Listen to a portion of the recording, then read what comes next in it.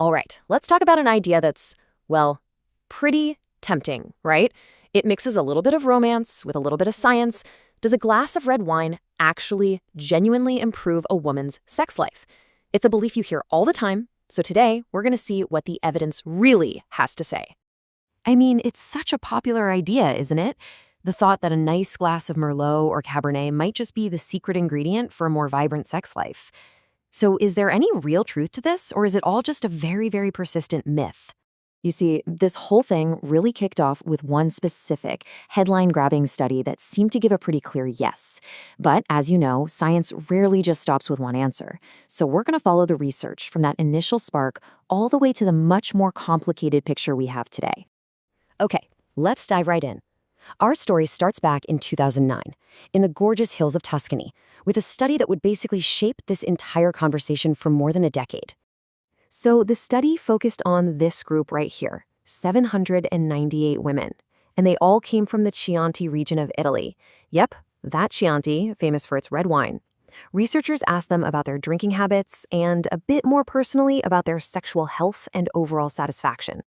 And this chart, this is what got everyone talking. It shows the study's bombshell finding.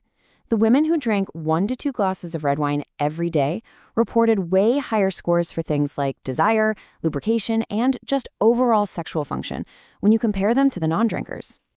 So why red wine specifically? I mean, what's so special about it?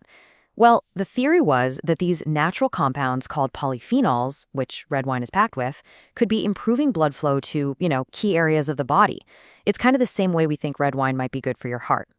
It's a nice, simple, elegant theory. But as any good scientist will tell you, the devil is always in the details. And it turns out the story was, well, it was far from simple. In fact, the researchers themselves pointed out some major limitations. For one, all the data was self-reported, and that can be really subjective. The sample size was also kind of small and from just one specific place in the world. Plus, they didn't do any lab work to actually check for physical effects. And this is the big one. It showed a link, a correlation, but it absolutely does not prove that the red wine caused the higher scores. So, and this is the crucial point, even the original authors put a huge asterisk on their own findings. They straight up said that their results needed to be handled with some caution, basically admitting that this was just a first step, not the final word. Okay, so let's fast forward.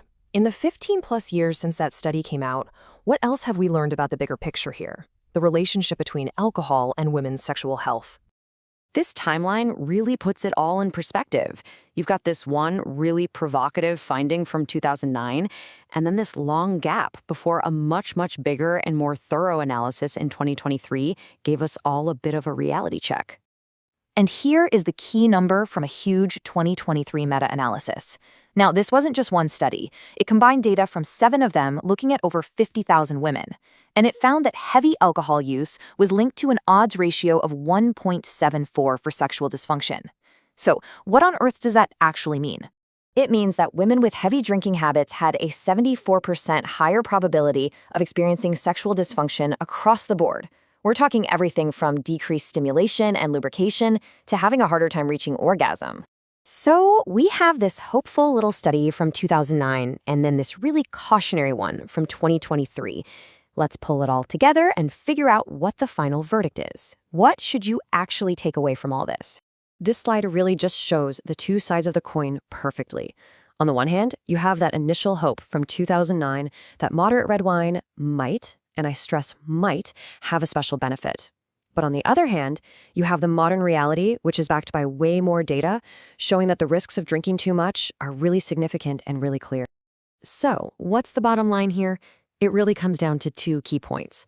First, moderation is absolutely everything. Any potential benefits, if they even exist, are only tied to 1 or 2 glasses max. Anything more seems to do way more harm than good. And second, the science on this specific red wine theory, it's far from settled.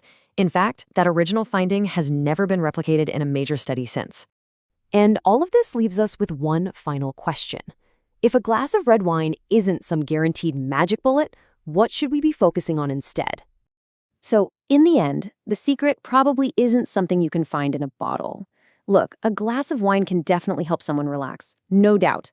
But the most reliable science we have suggests that if you really want to invest in your sexual well-being, your best bet is to invest in good communication.